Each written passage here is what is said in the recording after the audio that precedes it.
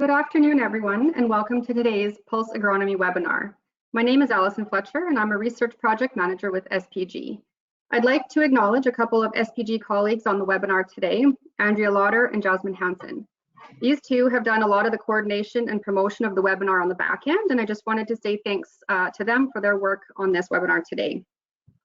There will be CCA and CCSC credits available for today's session. To get CCA credits for today's webinar, you must be watching it live.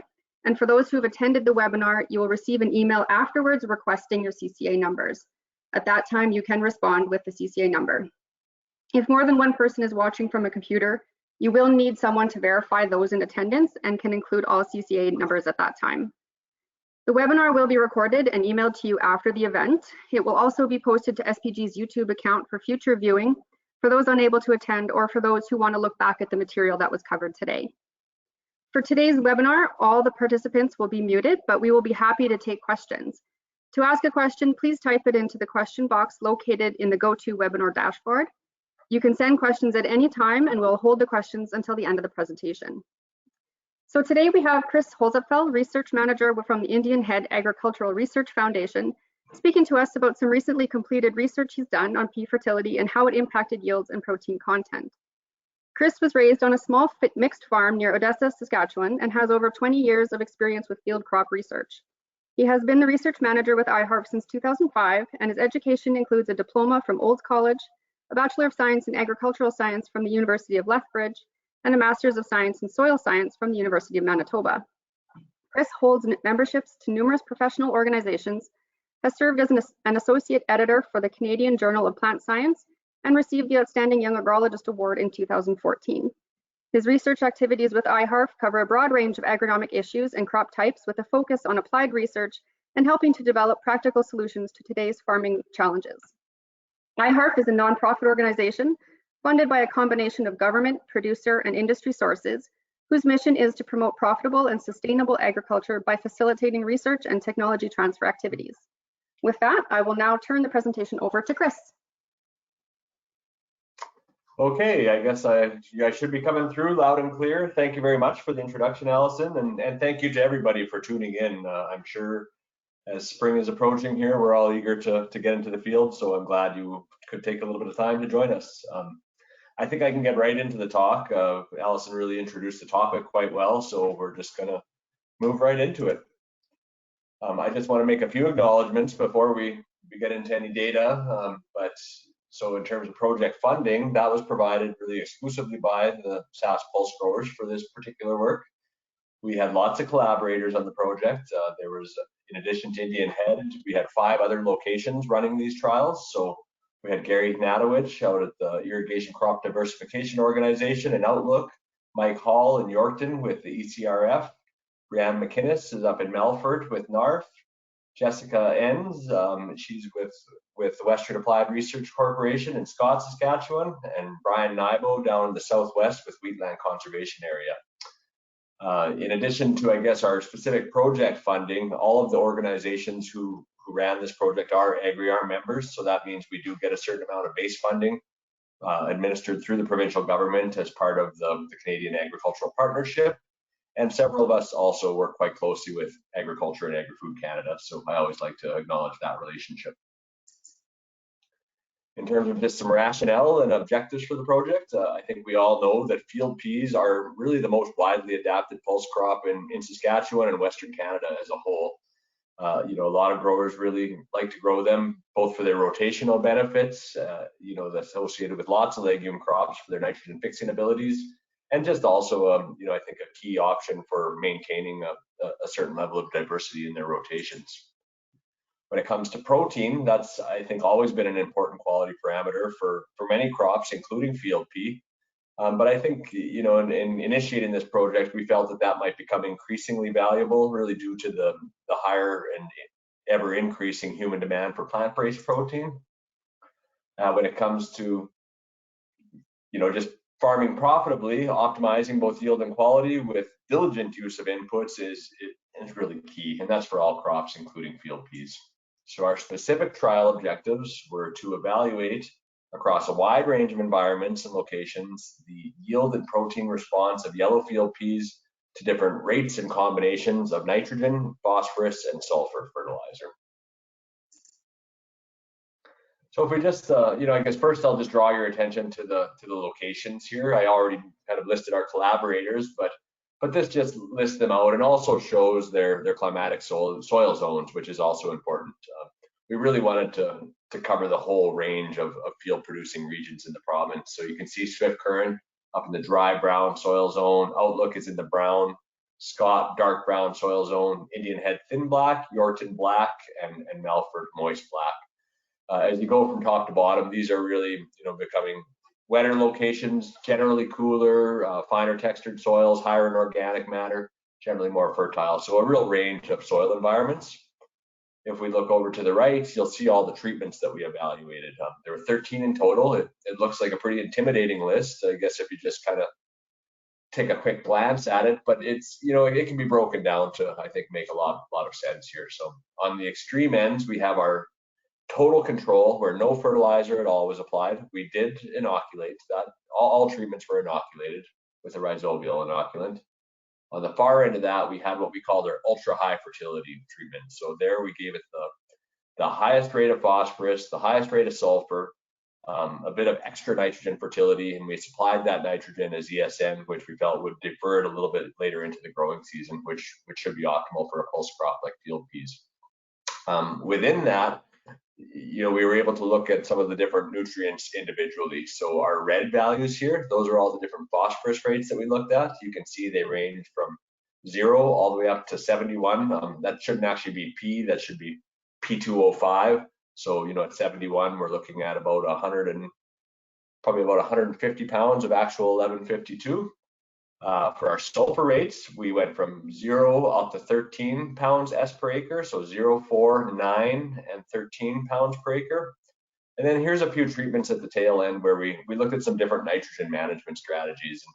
Nitrogen is not something that we would generally ever recommend with field peas, but we were interested in at least taking a look at it because sometimes there are responses in the literature, and we also felt with maybe the higher demand for protein, one of the key things that people might look at to increase protein or ensure that they have high enough protein would be some extra nitrogen. So you can see we either supplemented that nitrogen with some extra side banded urea put down at the time of seeding, just like we do with many of our crops.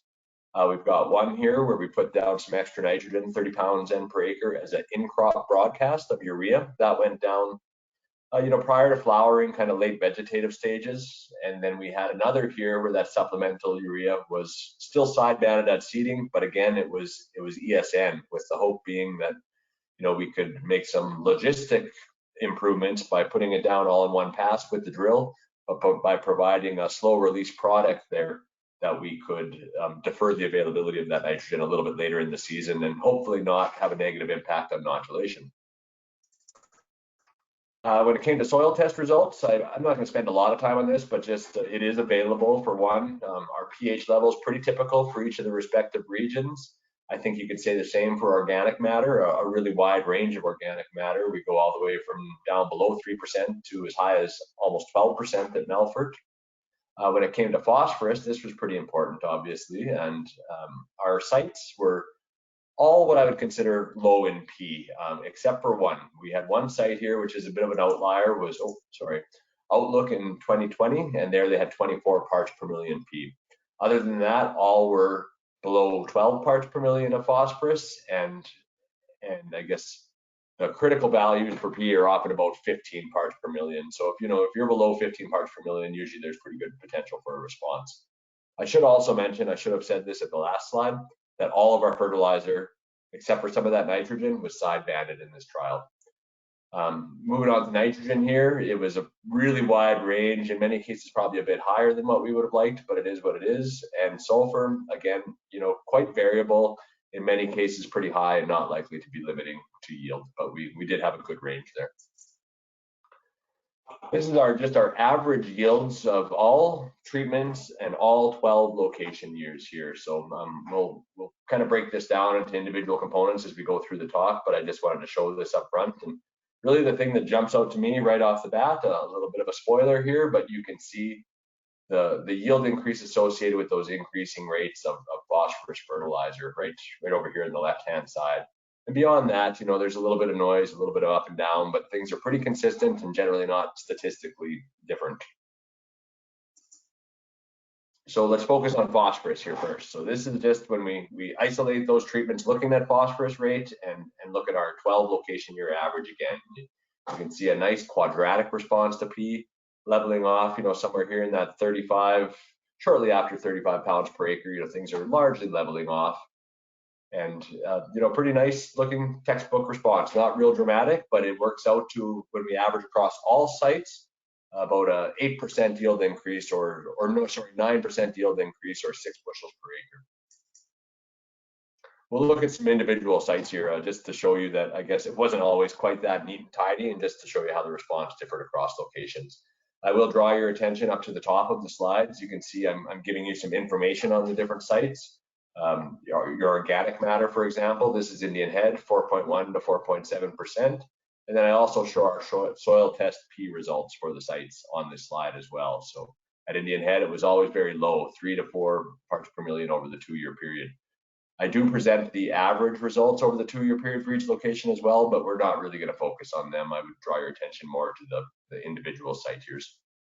So Indian Head, we had very low residual P, moderate organic matter, and quite strong linear responses to phosphorus rate here. In 2019, actually it worked out to about a 20% yield increase or 12 bushels per acre, going from no P up to that highest rate. You can see that there's some noise there and probably no significant differences from 35 to 70 pounds per acre, or there are no significant difference, I should say, but quite a strong response, and that's what we would expect with those kind of residual levels as well. When we look at Melford, very high organic matter in this case, still quite low residual P, pretty inconsistent responses when it came to yield response to P fertilizer.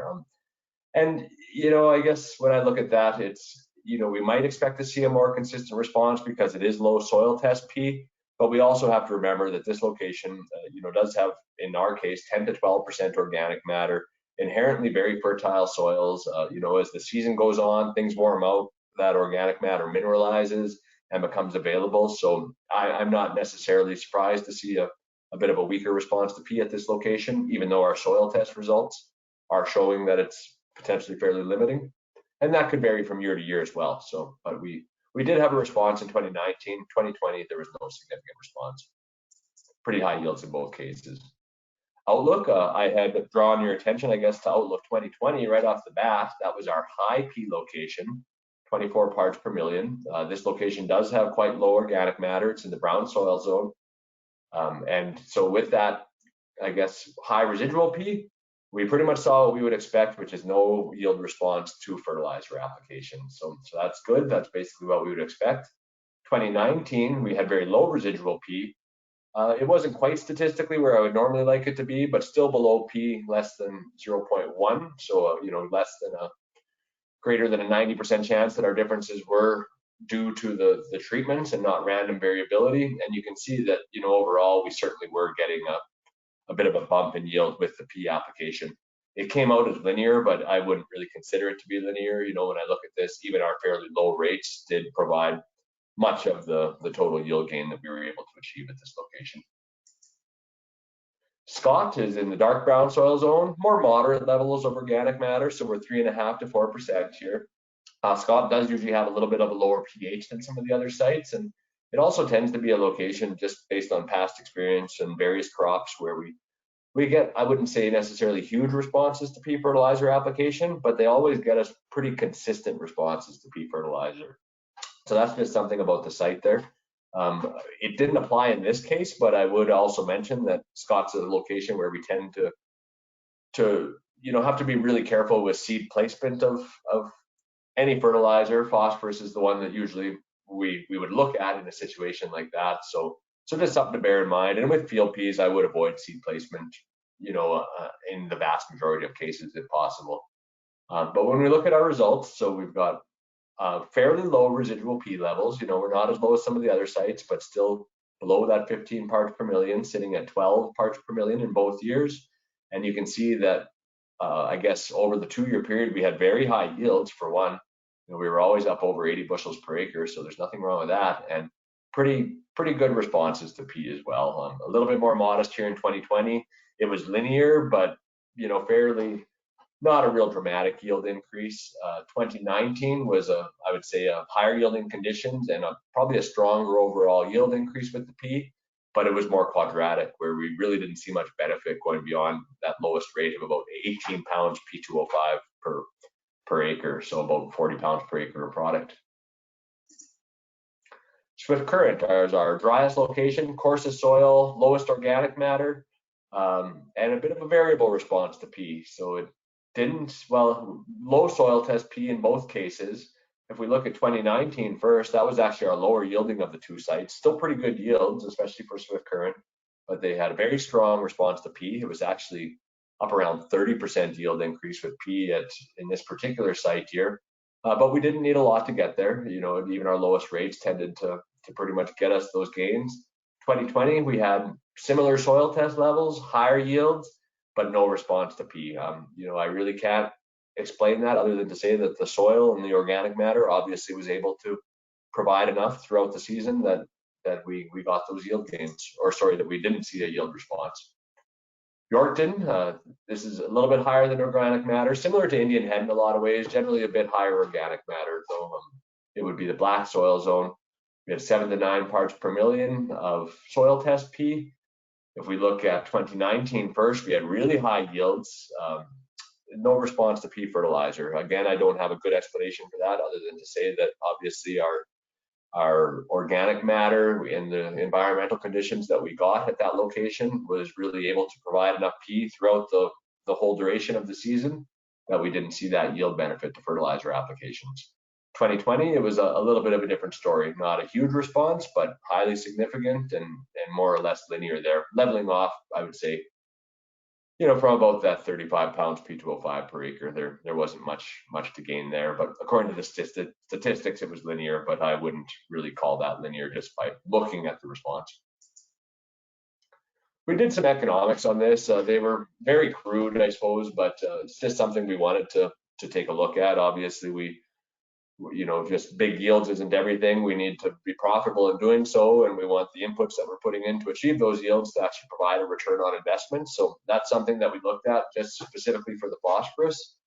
It was, I guess my values here might be a little bit dated. I'm not sure where commodity prices and grain prices and fertilizer prices are now, but they certainly did go on quite a wild ride after we did some of these economics here. But the proportions stayed fairly similar, and I think the results still applied, or I should say the ratios, I guess, between grain prices and fertilizer prices. So these were my assumptions. I actually used a couple different fertilizer prices. So in this case, we have $550 per metric ton of 1152, and I used a grain price of $6.25 per bushel for yellow peas. But you can see, really for the most part, our extra P, in the cases where we had a yield gain associated with that P application, it was paying for itself and then some. And those treatments were the most profitable of the bunch. So in the vast majority of cases, applying P fertilizer did pay for itself and provide some extra revenues on top of that. Really didn't change a lot when we increased our grain price relative to when we increased our fertilizer price relative to the grain price. So here I kept peas at $6.25 per bushel, but we increased the MAP price from $550 per metric ton up to $750. And I would say that the differences between treatments tightened up a little bit. They weren't as strong. It took a bigger yield response essentially to pay for that fertilizer. But overall, the trends were the same, and I don't think the recommends would change, or the recommendations would change based on at least this range of fertilizer prices that we looked at.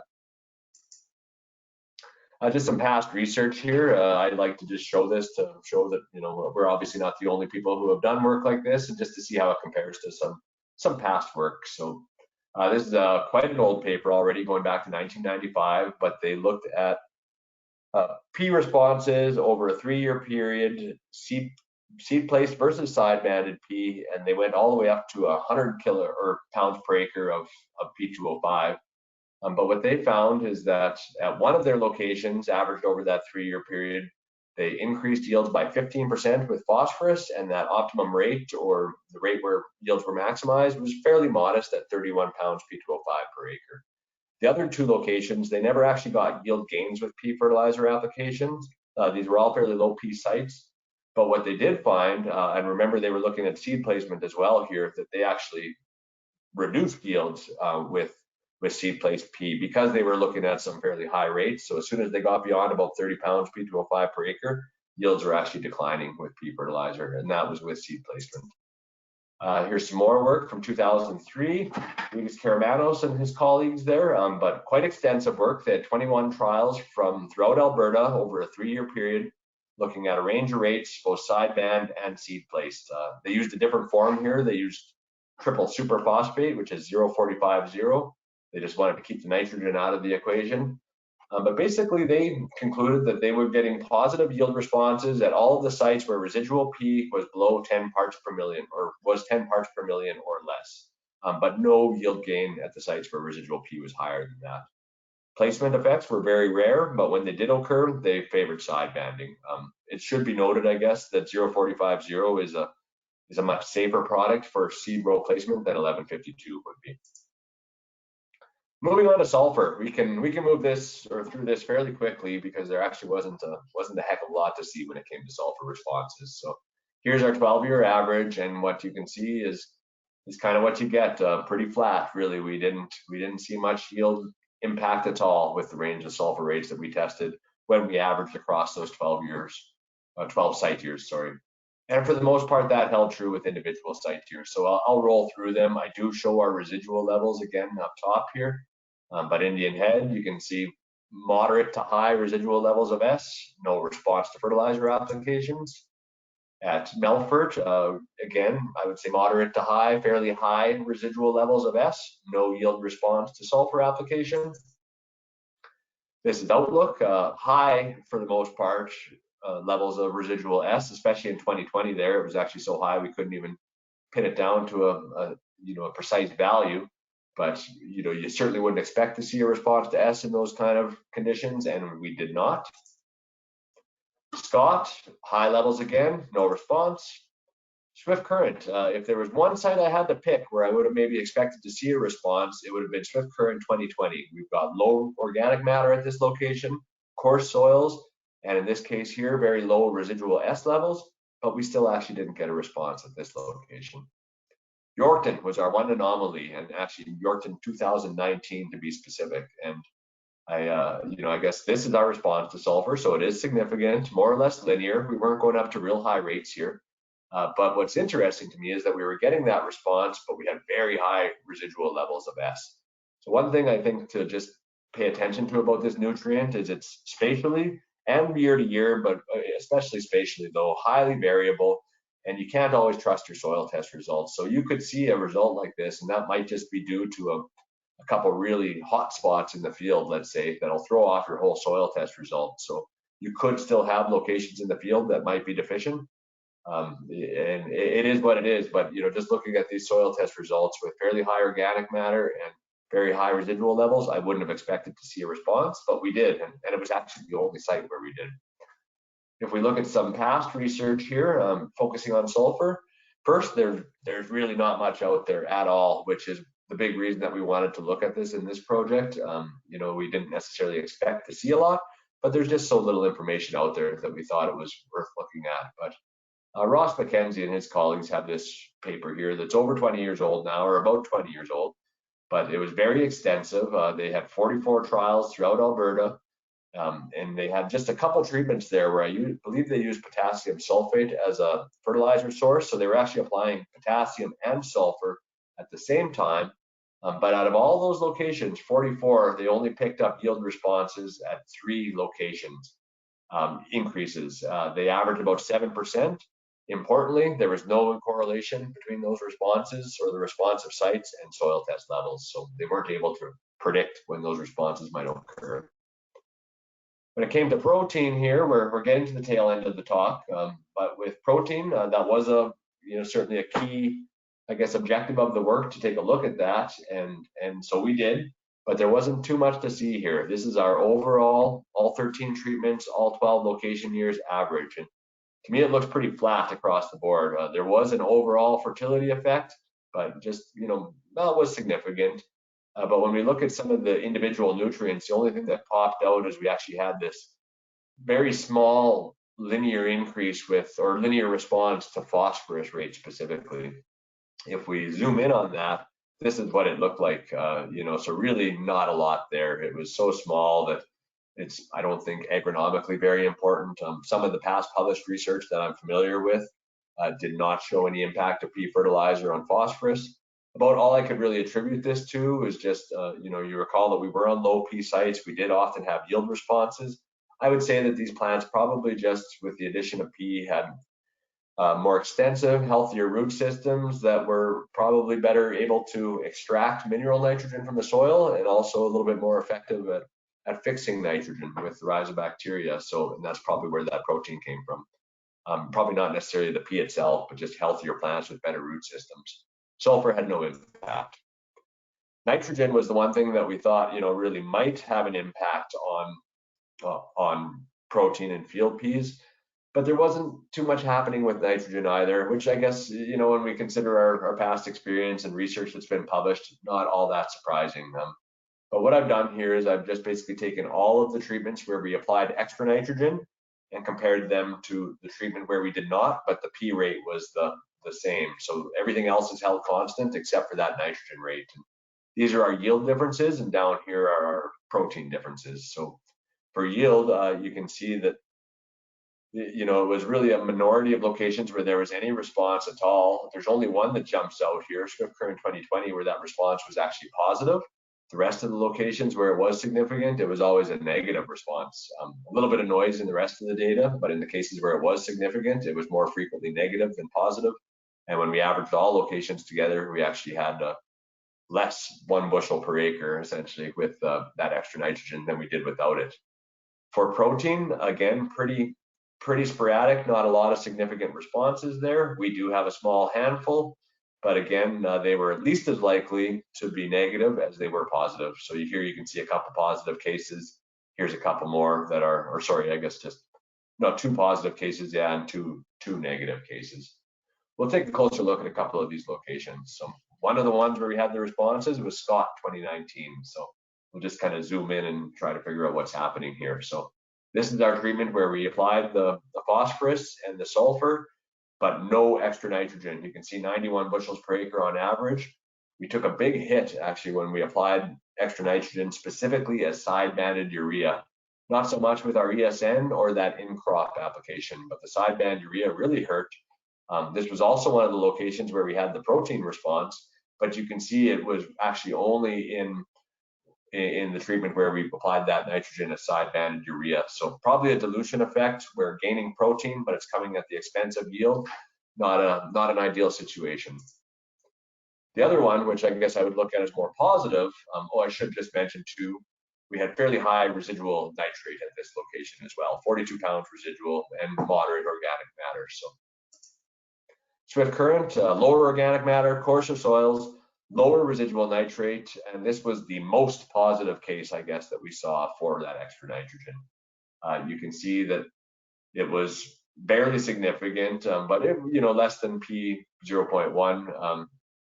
The best results, I suppose, when I look at this, did come as we would probably expect with our applications where that nitrogen was becoming available later in the season. So our in-crop application and our ESN provided a little bit better results than we got with the side-banded urea, which is really what we would have expected.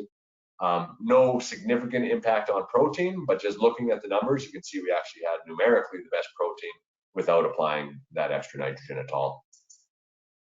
Some relevant past research focusing on nitrogen applications. So here's one that's, again, pretty old from George Clayton and his colleagues with Ag Canada and University of Saskatchewan, but they were more of an inoculant trial actually, but they did include some nitrogen fertilization components.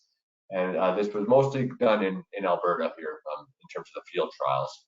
But they fairly frequently, I guess, increased biomass production with nitrogen fertilizer. But we're growing grain here for the most part, not that interested in biomass. They never affected seed protein, and cases where they affected yield were quite rare and actually only occurred when the inoculation was considered inadequate. So either they applied no inoculant at all, they saw a bit of a benefit to that nitrogen application, or if they only applied a liquid inoculant, and these were cases where they were generally getting better responses with the granular inoculant than liquid. So, it was really only cases where I would say nodulation and inoculation was inadequate. They were more likely to get a benefit to nitrogen, but it was still pretty rare. The same kind of research that we looked at for sulfur here from Ross Mackenzie in Alberta, again, very extensive. They had 58 trials where they looked at these treatments and a little bit more positive results in this case. They actually increased yields in 24% of those 58 trials. And of the responsive sites, so of that 24%, they had an average increase of 9%. So, just as a kind of throw it down every year, probably didn't make a lot of sense, but if they could isolate which fields we were getting that response, maybe something to consider. They did find that response was more frequent and larger at the locations where residual nitrogen was less than 18 pounds nitrate per acre. So take that for what it's worth. Protein responses to nitrogen application were more frequent. They actually occurred at 36% of those 58 trials, but the response was actually more often negative than it was positive. So certainly no need to apply fertilizer for protein based on that research. Some of our final conclusions for our own project here, and we're at the very end of the talk here now. So soil test P levels were at least reasonably low in the vast majority of our cases, below or equal to 12 parts per million for 11 out of 12 of our location years. And we had at least marginally significant evidence of a P response at 8 out of those 11 low P sites. So, pretty good percentage there. Not all the low P sites, but the vast majority of them certainly did show us a P response. Across all 12 location years, P fertilizer increased yields by 9% or 6 bushels per acre with an optimal rate of about 36 pounds P2O5 per acre. That did vary a little bit, but that's a pretty good ballpark figure there. If we just looked at the responsive sites, I think that yield increase averaged out to 13%. But again, we did have some cases where it was as high as 20 to 30% yield increase with P. But 9% on average over 12 site years, that's pretty good in my opinion. When it comes to sulfur, I think applying a small amount of S certainly isn't a bad practice and may be advisable if you've ever seen deficiencies in the past, or perhaps your soil test recommend doing so. But it's unlikely to be an important major yield limiting factor for peas in Saskatchewan. The other thing to consider with sulfur is perhaps if your preferred source is elemental forms. There's a lot of them out there. If that's your preferred source, it's probably a good idea to apply a little bit every year, just so that sulfur can oxidize and be available on an annual basis. It might not be so important this year, but maybe it is next year or the year after that. Normal rates of your other fertilizer products, and I'm mainly talking 1152 and ammonium sulfate here, combined with adequate inoculation, are more than likely going to provide all the nitrogen that your field peas require. Extra nitrogen fertilizer, at least in our cases, was at least likely to have a negative impact as it was to be beneficial. So you got to be really careful there. If anything, you might look at some possible exceptions, being very coarse textured soil with low organic matter, low residual nitrogen. These are cases where you might expect to see a benefit to a little bit of extra nitrogen, especially if your P and S rates are already low. But for most of us, if we're already applying some of these other products and don't have a specific reason to believe that nitrogen is going to be an issue, I would just stay away from it altogether and focus on inoculation. And with that, I should have some time for some questions, hopefully. Thank you, Chris, for that presentation. So we're going to open it up now to some questions. There's been a few come in on the chat or in the question box there on the GoTo dashboard. So if you can keep entering those as you think of them, that'd be great. Just to start out, Chris, there was a quick question, just sort of general. What was the reason that to use the Olsen P method and not the modified Kelowna method to measure phosphorus? I think both of them can provide reasonably comparable results for the most part. Olsen P tends to work better if you get into high pH soils, which some of us certainly are. I'm thinking of Indian Head, Yorkton. Some of these sites were often up at 8% pH values of 8 or higher. So that's what we went for. Modified Kelowna is certainly a a widely adapted good test as well. But we went with Olsen P, thinking that it would work quite well for a full range of soil environments. And our preferred lab usually is Ag-Bi's laboratories for a lot of this work here too. And so that's of the options that they provide. It seems to work well, at least for a wide spectrum of sites for us. Great, thanks. Yeah, a question here about pushing canola rotations a bit. So if a farmer had to push the rotation and place peas after canola, would you recommend sulfur fertilizer addition for peas since it's necessary for N fixation? It's, that's certainly a scenario where you might want to take a closer look at it, just kind of bearing in mind that your canola is a bigger user of sulfur. So, it could be a case where you're more likely to see that response. I don't think I'd ever necessarily specifically recommend avoiding sulfur. I think you just have to be realistic about your expectations, but that certainly might be a case where we're more likely to see a benefit. And the other thing to bear in mind as well is that, this is a nutrient that's very spatially variable. So, we're compressed into some fairly small areas with these small plot trials. We might not get into the parts of the field where that S is more likely to be limiting. And so applying a very low rate has dual benefits. It can give you just that tiny little bit of starter N that may be beneficial, and we're only talking a few pounds here just to kind of help carry the crop until fixation can take over, and also ensure that you don't run into pockets of the field where you're maybe going to have more issues. But I just, I think the data does speak for itself, not only ours, but also some of that old published work out of Alberta, that the likelihood of seeing, at least on a small plot scale, responses to the sulfur are pretty low. Great. And then just a quick question here about whether or not you saw a correlation between yield and organic matter measurements in your project. It's not something we specifically looked for. I can't really answer that question with a great deal of accuracy. I would say that it's not necessarily. I mean, I think it was probably more driven just by other environmental factors. Organic matter certainly could have played into it, but for example, Scott has much lower organic matter levels than Indian Head, Yorkton, or especially Melford, and they had by far our highest yields of the trial. Swift Current is our lowest organic matter location, and depending on the timing of their rain, they had some pretty remarkable yields as well, and never dropped below. I think even in 2019 there, they were still up over 40 bushels per acre, which is a pretty solid pea crop. So I wouldn't say specifically, but it's not something that we really tried to draw a correlation on. So be worth looking into. Okay. And then a question here that might be a little bit out of scope on the project, but just wondering whether nodulation assessment was done at the sites, as they're curious about any negative impact on the excess N and additional N fertilizer on nitrogen fixation, and if there was any effect on the N protein. We did not actually try to assess nodulation. It would have been of interest, I suppose, even if we could have just, for interest's sake, taken a little look at a couple contrasting treatments, for example, just where we maybe put down that side banded urea at seeding and compared that to our where we had a bare minimum of nitrogen to see if there was anything that really jumped out at us as being different.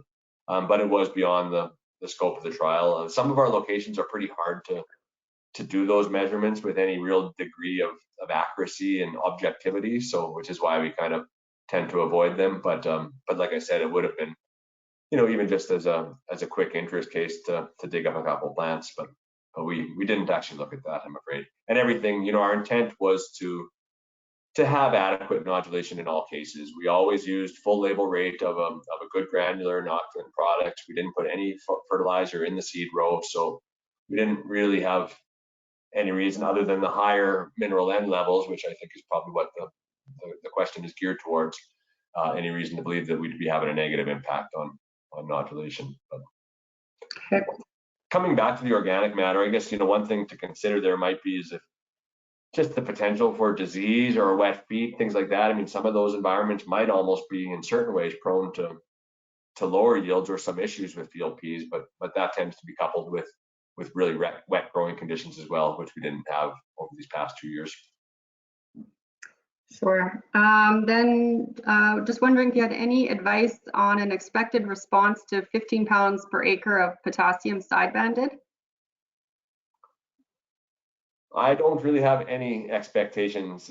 We haven't done that work with field peas. We haven't done a lot of work with potassium on in many of our sites of the groups that were involved in this project. So it's something that I think would be worth taking a closer look at. I will say that the locations where we're doing a lot of these trials, Indian Head for sure, which is the one that I'm most intricately knowledgeable about. Our residual K levels are very high.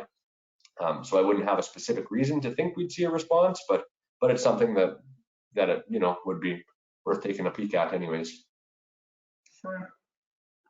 Just wondering here if you had any thoughts, just given the results that you saw with the fertility combinations and the effect on protein, if there are any other factors that you think could be explored that might, impact pea protein content or anything that can increase that? When it comes to fertility, I don't necessarily see a lot that we can do there. I think everything that you can do to grow a healthy crop, ensure that good nodulation is going to be, kind of your best bet from a management perspective in terms of making sure that you have as much protein as possible. Varietal selection is certainly something, I guess I'm not sure how much information there is available on individual varieties, but there's probably some just consistent variation there from one variety to the next. Environment's always a huge thing.